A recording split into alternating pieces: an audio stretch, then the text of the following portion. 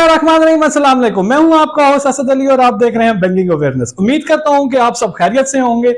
आज मैं आपके लिए गुड न्यूज लेकर आया हूं, लेकिन वो गुड न्यूज सुनने के लिए आपको मेरी पूरी वीडियो को वॉच करना होगा। जिन दोस्तों ने अभी तक मेरे चैनल को लाइक और सब्सक्राइब नहीं किया, वो मेरे चैनल को लाइक और सब्सक्राइब कर लें ताकि मेरी वीडियो इजीली उन तक पहुंच सके। तो अब मैं आपको बताता हूं कि वो गुड न्यूज क्या है। पंजाब गवर्नमेंट ने एक स्कीम मुतारिफ कराई है जिसका नाम है पंजाब रोजगार स्कीम। पंजाब रोजगार स्कीम से पंजाब के लोगों को बिजनेस स्टार्ट करने के लिए 1 लाख से 1 करोड़ तक के कर्जे आसान शराइत और आसान इकसात पर फराहम किए जा रहे हैं। पंजाब रोजगार स्कीम पंजाब हुकूमत का एक अहम तरीन मंसूबा है जो कि 30 अरब रुपए की एक बड़ी रकम से मुरतब किया गया है, जिसके जरिए घरेलू, दरमियानी और छोटी सनतों को कमर्शियल बैंकों के जरिए कर्जे फराहम किए जा रहे हैं, जिनकी मद में नए कारोबार और मौजूदा कारोबार के आगाज के लिए भी कर्जों की सहूलत मैसर है। अब तक पंजाब रोजगार स्कीम से पंजाब के लोगों को 10 अरब रुपए तक के कर्जे फराहम कर दिए गए हैं, जिससे उन्होंने अपने बिजनेसेस को एस्टेब्लिश किया है और एम्प्लॉयमेंट भी फराहम की है। इस स्कीम से डायरेक्टली फायदा उन लोगों के लिए है जो अनएम्प्लॉयड हैं, टैलेंटेड हैं, स्किलफुल हैं और एजुकेटेड हैं, लेकिन सरमाए की कमी की वजह से वो अपना बिजनेस स्टैब्लिश नहीं कर सकते। तो गवर्नमेंट ऑफ पंजाब रोजगार स्कीम के जरिए उनको सपोर्ट कर रही है। अगर आप भी अनएम्प्लॉयड हैं, स्किलफुल हैं, टैलेंटेड हैं, एजुकेटेड हैं, लेकिन आपके पास सरमाया नहीं है, तो आप इस स्कीम से फायदा उठा सकते हैं और कामयाब इंसान बनकर माशरे में सामने आ सकते हैं। पंजाब हुकूमत ने पंजाब रोजगार स्कीम से कर्ज के हसूल को यकीनी बनाने के लिए इस स्कीम का एलिजिबिलिटी क्राइटेरिया, इसकी टर्म एंड कंडीशन और इसका एप्लीकेशन प्रोसेस बहुत ही आसान बनाया है। तो इस स्कीम का जो एलिजिबिलिटी क्राइटेरिया है वो अब मैं आपको बताता हूं कि एज जो होनी चाहिए इस कर्ज के हसूल के लिए वो 25 से 50 साल होनी चाहिए। इसमें जो जेंडर हैं वो तीनों ही शामिल हैं, male, female, transgender. Business location Punjab में होनी चाहिए, रेजिडेंस पंजाब में होनी चाहिए। आपके पास जो आईडी कार्ड है वो अपडेटेड और वैलिड होना चाहिए। आप अगर नया बिजनेस स्टार्ट करने जा रहे हैं तो आपके पास एक बिजनेस प्लान होना चाहिए। आपको मालूम होना चाहिए कि आपका कितना सरमाया लगेगा, कितना प्रॉफिट होगा, कितने लोगों को आप एम्प्लॉयमेंट देंगे। आपकी ईसीआईबी रिपोर्ट वो क्लियर होनी चाहिए। ये जो ईसीआईबी रिपोर्ट है ये भी मैं आपको बता दूं कि ये क्या है। जो ईसीआईबी रिपोर्ट होती है वो स्टेट बैंक की तरफ से जारी करदा होती है।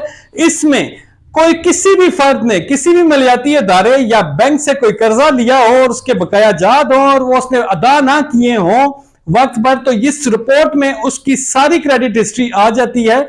इसलिए इस कर्ज को लेने से पहले आप अपनी ईसीआईबी रिपोर्ट चेक कर लें और अगर आपने किसी मलियाती इदारे और बैंक का कर्ज देना है तो वो अदा करें और फिर इसको आप अप्लाई करें। अगर आप मौजूदा कारोबार को एक्सटेंड करना चाहते हैं तो आपके पास भी एक सॉलिड प्लान होना चाहिए, फिजिबिलिटी रिपोर्ट होनी चाहिए और आपकी क्रेडिट हिस्ट्री भी जो है वो स्ट्रांग होनी चाहिए। तब भी आप कर्ज के हसूल को यकीनी बना सकते हैं। अब मैं आपको बताता हूं कि वो कौन से बिजनेसेस हैं जो इस स्कीम के जरिए कर्ज ले सकते हैं। Sole proprietor, partnership, private limited. अब मैं आपको बताता हूं कि इसकी टर्म एंड कंडीशंस क्या हैं। जो इस लोन का टेन्योर है वो 2 से 5 साल तक है। जो इसका मार्कअप रेट है वो 4 से 5% है। 1 लाख से 10 लाख के कर्जे के ऊपर 4% वसूल किया जाएगा और 10 लाख से 1 करोड़ रुपए तक के कर्जे के ऊपर 5% वसूल किया जाएगा। इसमें जो मर्द की शराकत की शरह है वो 20% है, यानी कि अगर कोई मर्द 1 लाख रुपए लेकर बिजनेस स्टार्ट करता है तो 20,000 रुपया उस बिजनेस में खुद इन्वेस्ट करेगा और 80,000 रुपया उसको गवर्नमेंट सपोर्ट करेगी। इसी तरह जो खवातीन है, जो ट्रांसजेंडर्स हैं और जो डिसेबल्स लोग हैं, उनकी शराकतदारी 10% है और 90% जो है वो गवर्नमेंट ऑफ पंजाब उनको सपोर्ट करेगी। किसी शख्स ने अगर 1 लाख से 10 लाख का कर्जा लिया है तो उसको अपनी ही शख्सी जमानत पर कर्जा फराहम किया जाएगा। और अगर किसी शख्स ने 10 लाख से 1 करोड़ तक का कर्जा लिया है तो उसको किसी थर्ड पार्टी यानी कि अपनी जमानत के साथ साथ थर्ड पार्टी बंदे की जमानत भी देनी होगी। अगर वो बंदा गवर्नमेंट मुलाजिम है तो उस गवर्नमेंट मुलाजिम की तस्दीक जो है उसका गवर्नमेंट ऑफिसर करेगा, और जो थर्ड बंदा उस शख्स की जो कर्ज ले रहा है अगर उसकी जमानत दे रहा है, जिसने कर्ज मिसाल के तौर पर अगर 10 लाख का लिया है तो जो बंदा जमानत दे रहा है उसके एहसाजात भी 10 लाख तक के होने चाहिए। इस कर्ज के हसूल को यकीनी बनाने के लिए गवर्नमेंट ऑफ पंजाब ने इसका ऑनलाइन पोर्टल मुतारिफ कराया है। तो अब मैं आपको इसका एप्लीकेशन प्रोसेस बताऊंगा।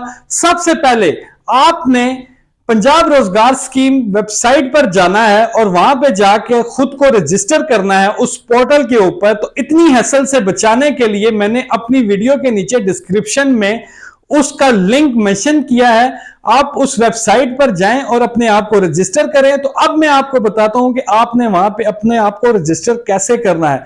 सिंपल सा प्रोसेस है, आपने अपना नेम इंटर करना है, अपना CNIC इंटर करना है, अपनी डेट ऑफ बर्थ इंटर करनी है और अपने क्रीडेंशियल बनाना है, यानी कि अपना पासवर्ड और कंफर्म पासवर्ड करना है और आपने रजिस्टर के ऑप्शन को प्रेस करना है। फिर आपके पास आपकी ईमेल एड्रेस पे, और ईमेल एड्रेस भी आपने उसमें मेंशन करना है। जब आप रजिस्टर करने लगेंगे तो आपकी ईमेल एड्रेस पर आपको एक OTP one time password receive होगा, वो आपने इंटर करना है। तो आपका रजिस्ट्रेशन का जो प्रोसेस है वो फुलफिल हो जाएगा, कंप्लीट हो जाएगा। इसके बाद आप दोबारा से उस एप्लीकेशन को यानी कि उस पोर्टल को ओपन करेंगे, वहां पे जो यूजर नेम होगा वो आपके CNIC होगा और जो आपने पासवर्ड उसको रजिस्टर करते हुए बनाया था वो पासवर्ड आप इंटर करेंगे तो आपके सामने एक प्रोफाइल ओपन हो जाएगी। उस प्रोफाइल में पहले 3 ऑप्शन को आपने गौर से पहले देखना है और फिर आपने उसके फर्स्ट ऑप्शन यानी जो फर्स्ट ऑप्शन उसका होगा वो होगा इंस्ट्रक्शंस का। वो इंस्ट्रक्शंस आपने बहुत गौर से पढ़नी है और उसका जो आंसर है वो आपने उन इंस्ट्रक्शंस के मुताबिक देना है। जब आप इंस्ट्रक्शंस को केयरफुली रीड कर लेंगे तो नीचे टर्म एंड कंडीशंस को आप ओके करेंगे तो नेक्स्ट प्रोफाइल यानी कि नेक्स्ट प्रोसेस की तरफ चला जाएगा, वो होगा एलिजिबिलिटी क्राइटेरिया।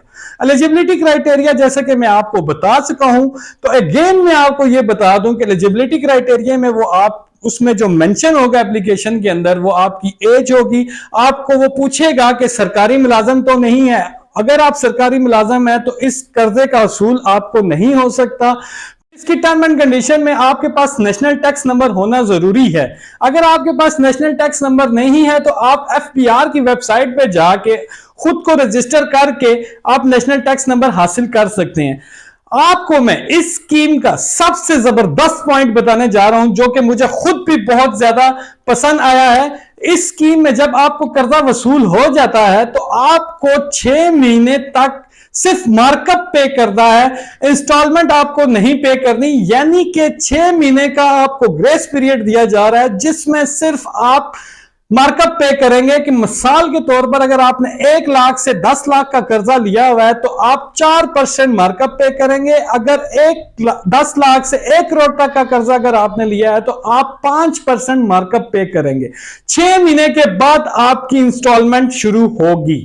अब मैं आपको इसका फाइनल प्रोसेस बताता हूं कि आपने एप्लीकेशन फॉर्म को कैसे फिल करना है। जब आप एप्लीकेशन फॉर्म में आ जाएंगे तो आपने 3 ऑप्शंस को फॉलो करना है। नंबर 1, अपनी आपने पर्सनल इंफॉर्मेशन उसमें देनी है।